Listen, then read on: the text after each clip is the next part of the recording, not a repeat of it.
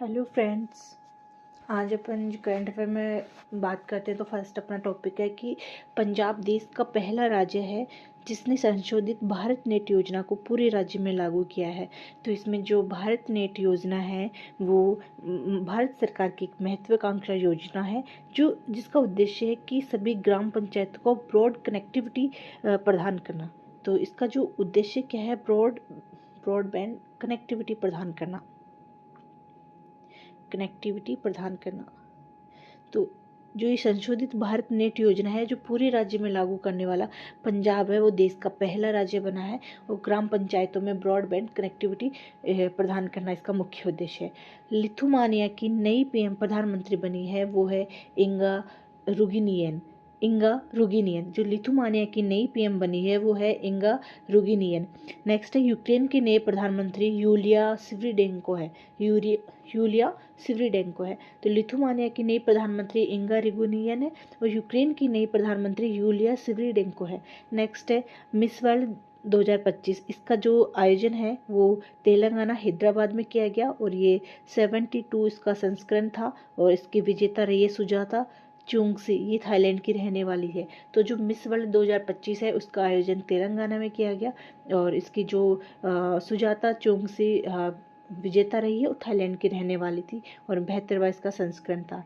Next है सांस अभियान ये निमोनिया से बचाव हेतु शुरू किया गया है। ये 12 नवंबर से 28 फरवरी 2026 तक चलेगा। तो सांस अभियान 12 नवंबर 2025 को शुरू होकर 28 फरवरी 2026 तक रहेगा और निमोनिया से बचाव हेतु शुरू किया गया है। नेक्स्ट है भारत का पहला स्वदेशी क्वांटम डायमंड माइक्रोस्कोप, ये आईआईटी बॉम्बे में स्थापित किया गया। भारत का पहला स्वदेशी जो क्वांटम डायमंड माइक्रोस्कोप है वो आईआईटी बॉम्बे में है।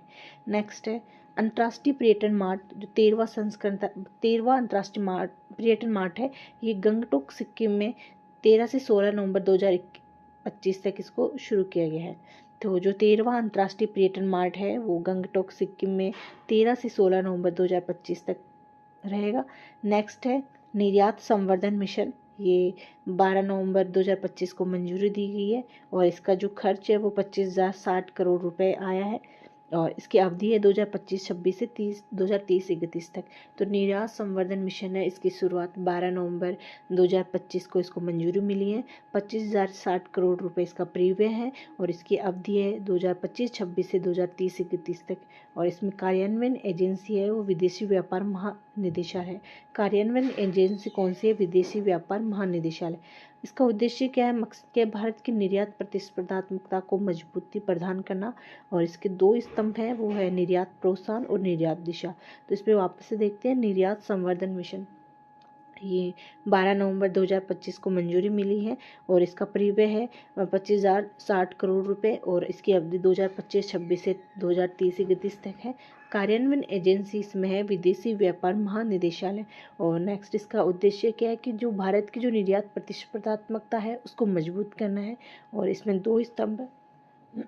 एक फर्स्ट है इसमें निर्यात प्रोत्साहन और सेकंड है निर्यात दिशा।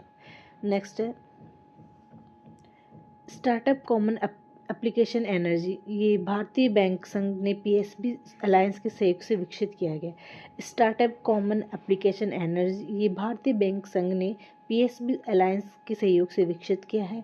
ये स्टार्टअप को सभी सार्वजनिक क्षेत्र के बैंकों से ऋण प्राप्त करने के लिए एकल डिजिटल प्लेटफॉर्म प्रदान करता है।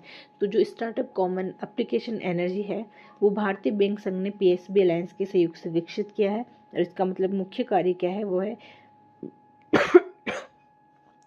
स्टार्टअप्स को सभी सार्वजनिक क्षेत्र के बैंकों से ऋण प्राप्त करने के लिए एकल डिजिटल प्लेटफॉर्म प्रदान करना। नेक्स्ट है प्रदेश के 11 जिलों में आदर्श सौर ग्राम का चयन किया गया। प्रदेश राजस्थान के जो 11 जिले हैं उनमें आदर्श सौर ग्राम का चयन किया गया है। इसमें जो सौर ग्राम है वो कौन कौन से है? सालासर जो चूरू में है, केलवा ये राजसमंद में है, चन्नाना ये झुंझुनू में है, भावरी ये पाली में है, जेठाना अलवर में है, मौर ये टोंक में है, डाबी बूंदी में है, चौथका बरवाड़ा सवाई माधोपुर में है।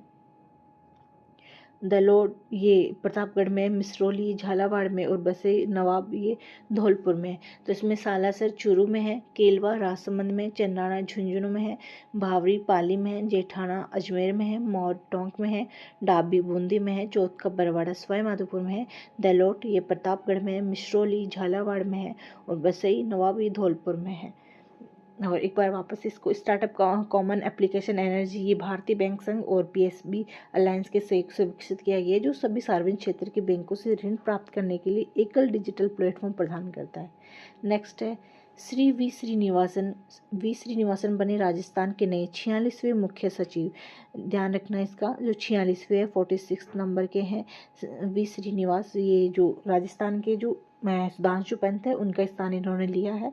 श्रीनिवास वर्तमान में प्रशासनिक सुधार एवं लोक शिकायत विभाग तथा पेंशन व पेंशनर्स वेलफेयर विभाग में सचिव के पद पर कार्यरत थे, और इनका जन्म 1 सितंबर 1966 में तेलंगाना में हुआ था, और 1989 बैच के वरिष्ठ आईएएस अधिकारी हैं, और सुधांशु पंत का स्थान लेंगे ये। तो जो राजस्थान के 46वें मुख्य सचिव वी श्रीनिवास बने हैं, और ये वर्तमान में प्रशासनिक सुधार व लोक शिकायत विभाग तथा पेंशन व पेंशनर वेलफेयर विभाग में सचिव के पद पर कार्यरत थे, और सुधांशु पंत का स्थान लिया है। नेक्स्ट है आयुष्मान भारत योजना, जिसमें राजस्थान का क्या प्रदर्शन रहा है। इसमें राष्ट्रीय स्थान की बात करें तो राजस्थान तीसरे स्थान पे है। इसमें मुख्य आयु वर्ग के लोग हैं 19 से 45 ईयर, लगभग 50% लोग, और कुल आभा कार्ड कितने बने 6.366 करोड़। तो आयुष्मान भारत योजना में राजस्थान का प्रदर्शन राष्ट्रीय स्थान तीसरा है। मुख्य आयु वर्ग 19 से 45 ईयर्स, लगभग 50% है। कुल आभा कार्ड 6.366 करोड़ है, और इसमें शीर्ष जिले की बात करते हैं जिन्होंने पंजीकरण किया है, वो जयपुर है 57.7 लाख, और उदयपुर है 38.2 लाख, और अलवर में है 29 लाख। तो जो शीर्ष जिले हैं वो जयपुर है, उदयपुर है और अलवर है। नेक्स्ट है इसमें जो सबसे कम पंजीकरण, जो नए डिस्ट्रिक्ट बने उनमें सबसे कम पंजीकरण है सलूम्बर है, खेरतल तिजारा और बहरोड है। सलूम्बर है, खेरतल तिजारा और बहरोड है।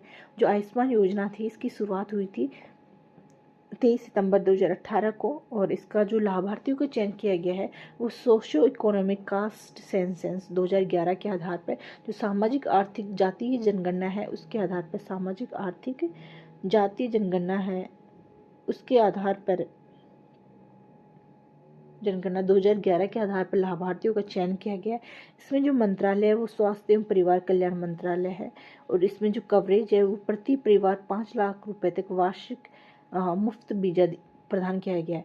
प्रति परिवार 5 लाख तक वार्षिक मुफ्त बीमा प्रदान किया गया है। तो वापस से देखते हैं एक बार इसको। आयुष्मान भारत योजना में राजस्थान का जो है वो राष्ट्रीय स्थान 3rd नंबर पे। मुख्य आयु वर्ग 19 से 45 ईयर्स के हैं। कुल आभा कार्ड 6.366 करोड़ है, और शीर्ष जिले हैं जयपुर है, उदयपुर है, अलवर है, और सबसे कम जो पंजीकरण वाले जिले हैं वो सलूम्बर है, खेरतल तिजारा है और बहरोड है। जो आयुष्मान योजना है इसकी शुरुआत 23 सितंबर 2018 को, और लाभार्थियों का चयन सोशो इकोनॉमिक कास्ट सेंसस 2011 के आधार पर की गई है। इसमें जो मंत्रालय है वो स्वास्थ्य एवं परिवार कल्याण मंत्रालय है। कवरेज इसमें प्रति परिवार 5 लाख रुपए तक वार्षिक मुफ्त वीजा है। नेक्स्ट है प्रशस्त ऐप, ये शिक्षा मंत्रालय के द्वारा लॉन्च किया गया प्रशस्त ऐप। राजकीय विद्यालयों में अध्ययनरत दिव्यांग बच्चे, जो प्रशस्त ऐप है वो शिक्षा मंत्रालय के द्वारा लॉन्च है, और राजकीय विद्यालयों में जो बच्चे पढ़ रहे हैं दिव्यांग बच्चे, उनकी पहचान प्रशस्त ऐप के जरिए हो सकेगी। इस ऐप से शिक्षक विशेष आवश्यकता वाले बच्चों की पहचान भी कर सकेंगे।